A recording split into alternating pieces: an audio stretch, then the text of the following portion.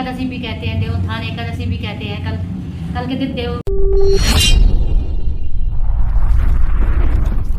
आशा करते हैं आप सब लोग अच्छे होंगे। आज हम आपसे देवोत्थान एकादशी के बारे में कुछ बात करना चाहते हैं। देवोत्थान एकादशी का महत्व बताना चाहते हैं। देवोत्थान एकादशी पे क्या क्या होता है वो सब हम आपको बताना चाहते हैं। देवोत्थान एकादशी हमारे यहाँ पे एक पर्व के रूप में मनाई जाती है, क्योंकि एकादशी तो साल में 24 होती है, क्योंकि अमावस के 4 दिन पहले और पूर्णमासी के 4 दिन पहले एकादशी आती है।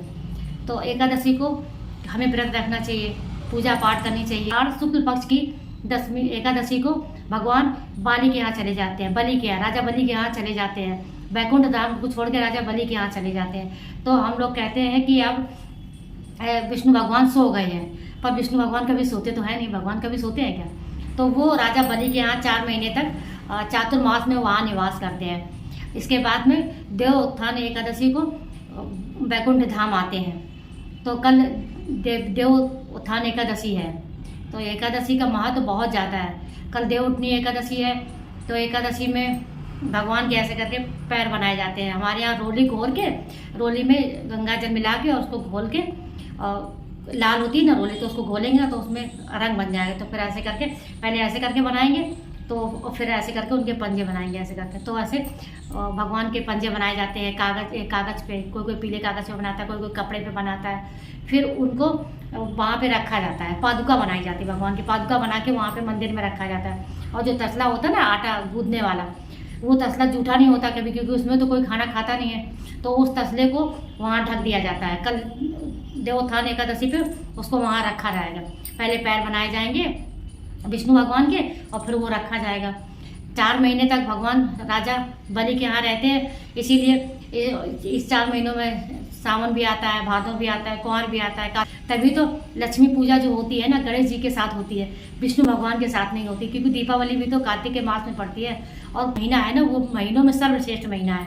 इसलिए हमें कार्तिक महीने में जो पूरे दिन 4 बजे 5 बजे उठ के पूजा करते हैं ना, जो हम नहीं कर पाते हैं, तो हमें देवोत्थान एकादशी को कर लेनी चाहिए। कल देवोत्थान एकादशी को तुलसी माता का विवाह भी होता है। कहते हैं कि भगवान ने जब वृंदा ने जब श्राप दिया था भगवान को कि वो पत्थर के हो जाए, तो वृंदा खुद भस्म हो गई थी। जब वो भस्म हो गई थी, तो लक्ष्मी जी की प्रार्थना करने पे भगवान विष्णु ने वृंदा से शादी की थी। और वृंदा जब वो भस्म हो गई थी, जब उनका पति खत्म हो गया था, तो उन्होंने वो वृंदा खुद भस्म हो गई थी, क्योंकि उनका पति थी, उनका सब कुछ था, अस्तित्व ही उनका सब कुछ था। तो इसीलिए वो वृंदा जब भस्म हो गई, तो उन्होंने जहाँ राख बन के पड़ी थी वहीं भी एक तुलसी का पौधा निकला। इसीलिए उस तुलसी के पौधे से वृंदा की शादी होती है। मतलब वृंदा की शादी विष्णु भगवान से होती है, क्योंकि विष्णु भगवान पत्थर के रूप में थे। शालिग्राम से विष्णु भगवान की कल शादी भी होती है। कल देवोत्थान एकादशी भी है। और जब आषाढ़ मास की शुक्ल पक्ष की एकादशी होती है, उस समय भगवान आते हैं। जब सो जाते हैं तो सारे शुभ कार्य हमारे यहाँ बंद हो जाते हैं। हिंदू धर्म में सारे शुभ कार्य बंद हो जाते हैं। ना शादी होती है, ना मुंडन होता है, कुछ भी नहीं होता है। अब कल देवोत्थान एकादशी है। जब कल देवोत्थान एकादशी हो जाएगी तो सारे शुभ काम फिर चालू हो जाएंगे। मतलब पैर बना के रखे जाएंगे ना कपड़े पे, एक कपड़े पे स्वास्तिक बना के पैर रखे जाएंगे उनके ऊपर भगवान के। हम अपने हाथों से बना के रखेंगे। गन्ना चढ़ाएं, उस पर सिंघाड़ा चढ़ाएं, मिठाई चढ़ाएं, और जो भी ऋतु फल हो, जैसे सिंघाड़ा है, गन्ना है, कहीं कहीं पे उसमें जो पैर बनाए जाते हैं ना भगवान के, विष्णु भगवान के, उसमें गेहूँ चढ़ाए जाते हैं। और कुछ लोग बाजरा भी चढ़ाते हैं, खीला गट्टा भी चढ़ाते हैं, बतासा भी चढ़ाते हैं। देवोत्थान एकादशी में बहुत महत्व होता है और बहुत अच्छे तरीके से मनाई जाती है। वैसे हमें एकादशी क्यों मनानी चाहिए? अगर हम मनाएंगे ना तो हमारे बच्चे भी सीखेंगे कि एकादशी होती है। अगर हमने नहीं कुछ किया तो हमारे बच्चे कैसे सीखेंगे? उसको तो हमें कुछ सिखा के जाना पड़ेगा ना, कुछ चीज़ देना पड़ेगा। देवोत्थान एकादशी मनाते क्यों? एकादशी का जन्म कैसे हुआ? मतलब एकादशी क्यों मनाते? एकादशी क्यों महत्वपूर्ण होती है? अमावस से 4 दिन पहले एकादशी होती है, पूर्णमासी से 4 दिन पहले एकादशी होती है। तो एकादशी का ही व्रत हमें क्यों करना चाहिए? इसका रीज़न है, कहते हैं कि एक बार भगवान विष्णु जब योग निद्रा में जा रहे थे, तो उन्होंने सोचा कि 4 महीने तक तो हम योग निद्रा में रहते हैं, 4 महीने हम योग निद्रा में रहते हैं, तो यमराज परेशान हो जाते हैं पाप पुण्य का हिसाब करते करते। तो उन्होंने क्या किया कि एक पाप मनुष्य बनवाया, एक पाप मनुष्य भगवान ने प्रकट किया। और वो जब मनुष्य प्रकट हो गया तो उन्होंने पूछा विष्णु भगवान जी कि आप बताइए कि हमारा क्या काम है। उन्होंने कहा जब तक हम योग निद्रा में रहें तब तक तुम पृथ्वी पे जो भी पाप पुण्य का हिसाब हो वो आप करिए और यमराज जी करेंगे। तो उन्होंने कहा ठीक है। जब 4 महीने बाद भगवान योग निद्रा से जागे तो जब वहाँ गए यमलोक में गए तो उन्होंने देखा यमलोक में त्राही त्राही मची हुई है। तो विष्णु भगवान ने कहा कि ये त्राही त्राही की आवाज़ कहाँ से आ रही है। तो यमराज ने कहा कि आप ही ने जो पाप मनुष्य बनाया था ना वो सबका हिसाब कर रहा है। तो भगवान को बहुत दया आ गई। भगवान सोचते यार हमने ये क्या किया, बना तो दिया है, अब वो भी तो अपना काम ही कर रहा है। तो भगवान ने कहा कि यमराज ने कहा कि सरकार इससे कोई बचने का उपाय नहीं है। तो भगवान दुखी होकर बैठे थे। तो एक देवी प्रकट हुई भगवान विष्णु के सामने। तो उन्होंने कहा कि आप कौन है देवी। तो उन्होंने कहा कि हम एक दासी हैं।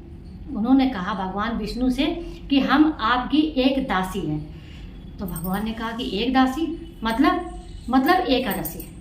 एक दासी का मतलब एकादशी। आपने हमको प्रकट किया, आपने भाव विभोर होके हमको प्रकट किया और हम आपसे निकले हैं तो आपकी एक दासी है आपकी। आप हमारी एक दासी हैं तो आप एक काम करिए। तो उन्होंने कहा बताइए। उन्होंने कहा पाप बहुत बढ़ गया है तो उसका कुछ उपाय बताया जाए। तो उन्होंने कहा कि हम दासी हैं, आपने हमको उत्पन्न किया, आपने हमको पैदा किया, तो हम एक वरदान देते हैं कि जो भी मनुष्य जो भी इंसान अगर एकादशी का व्रत रखेगा तो उसके सारे पाप हट जाएंगे, खत्म हो जाएंगे, नाश हो जाएंगे और वो वैकुंठ को जाएगा, आपके धाम को जाएगा और आपका दास बनके या दासी बनके वहाँ पे रहेगा। तो भगवान विष्णु ने कहा ठीक है ये तो अच्छा उपाय बताया तुमने कि विष्णु ने कहा कि ये तो अच्छा उपाय बताया तुमने। तो उस दिन से एकादशी प्रकट हुई और पृथ्वी पे आके रहने लगे। तो हम सब लोगों को एकादशी का व्रत इसलिए जरूर करना चाहिए क्योंकि एकादशी माता हम सब लोगों की रक्षा करती है, हम सब लोगों को पाप से मुक्ति देती है। हाँ, और जो वो पाप मनुष्य था उसने कहा भगवान आपने हमको प्रकट तो कर दिया है, अब आप ये भी तो बता दीजिए कि हमारा काम क्या है। मान लो कब हम हो गए तो हमें तो कुछ तो काम चाहिए ना, बैठे ठाड़े तो हम रह नहीं सकते हैं। तो भगवान ने कहा कि एकादशी को जो इंसान अन्न ग्रहण करे उस अन्न में आप समा जाइए। तो जो इंसान एकादशी को अन्न ग्रहण करता है उसको बहुत बड़ा पाप लगता है, इसलिए एकादशी को अन्न ग्रहण नहीं करना चाहिए। हाँ, अगर हमें तकलीफ है या हमारे साथ कोई प्रॉब्लम है, हम बिना अन्न के नहीं, हमें उस एकादशी के दिन प्याज लहसुन नहीं खाना चाहिए, हमें एकादशी के दिन चावल नहीं खाना चाहिए, हमें एकादशी के दिन नमक नहीं खाना चाहिए। इन चीज़ों का हमें सेवन बिल्कुल नहीं करना चाहिए। अगर हम कमज़ोर हैं तो हमें फल खाना चाहिए, एकादशी के दिन दूध पीना चाहिए, एकादशी के दिन दही खाना चाहिए, लिक्विड आहार लेना चाहिए। कहते हैं हमारा शरीर 75% कुदरत से, हवा, पानी और सूरज, इन तीनों की रोशनी मतलब सूरज की रोशनी से और पानी से और हवा से 75% से हमारा शरीर चलता है। बचा 25% और 25% में आता है खाना सोना उठना बैठना, ये सब कुछ आता है। तो हमें अपने शरीर को उस दिन एकादशी के दिन आराम देना चाहिए। उपवास का मतलब क्या होता है? उप और वास। उप मतलब अपना और वास मतलब प्रभु का। हम अपने आप को प्रभु को समर्पित करते हैं, ये इसका मतलब होता है उपवास। और हम समर्पित कैसे करेंगे? हमारे अंदर 5 ज्ञान इंद्रियां हैं, 5 ज्ञान इंद्रियां हैं, 5 कर्म इंद्रियां हैं और 1 मन है। 5 ज्ञान इंद्रियां, 5 कर्म इंद्रियां, 1 मन, हो गए 11। और एकादशी का होती है 11वें दिन, अमावस्या 11वें दिन और पूर्णमासी की 11वें दिन। तो हमें 11 इंद्रियों को एकत्र करके एकादशी के दिन भगवान विष्णु में लगाना चाहिए, भगवान का भजन करना चाहिए, माता तुलसी की सेवा करनी चाहिए। माता तुलसी को भगवान के चरण बनाइए, फिर तसला ढक दीजिए उसके ऊपर, फिर दीपक जला दीजिए, वहाँ पे मिठाई दान दक्षिणा जो कुछ भी है वो रख दीजिए एकादशी के दिन। कल मतलब कार्तिक मास की शुक्ल पक्ष की एकादशी को हमें ये करना चाहिए और हमें तुलसी जी पे जलाना चाहिए शाम को। वैसे कार्तिक मास के पूरे कार्तिक मास में हमें घी का दीपक जलाना चाहिए। कार्तिक मास के महीने में हमें तुलसी का पौधा लगाना चाहिए। तुलसी कहते हैं तुलसी कभी बासी नहीं होती है, इसलिए तुलसी को हमें सेवन भी करना चाहिए, तुलसी दल हमको चढ़ाना भी चाहिए। अगर एक तुलसी दल, एक तुलसी की पत्ती अगर तोड़ के चावल में डाल दी जाए ना, तो उस घर में बने हुए चावल, उस घर में बना हुआ भोजन कभी समाप्त नहीं होता है। तुलसी की पत्ती हमें रोज़ खानी चाहिए, रोज़ उसको ऐसे गोली बना के हमको निगल देनी चाहिए। उससे क्या होता है कि हमारा डाइजेस्टिव सिस्टम सही होता है और नीम की पत्तियां तो आजकल हम लोग खा नहीं पाते हैं, वैसे भी तुलसी का पौधा बहुत गुणकारी और बहुत शुभकारी होता है।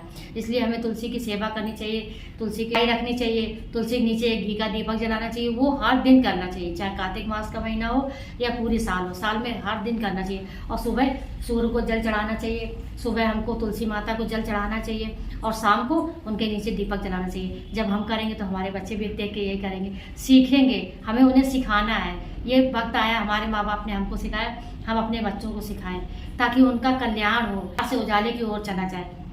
और इसी के साथ हम अपने बातों को समाप्त करते हैं। अगर हमारा वीडियो पसंद आया तो लाइक कीजिए, सब्सक्राइब कीजिए और कमेंट कीजिए। राधे राधे।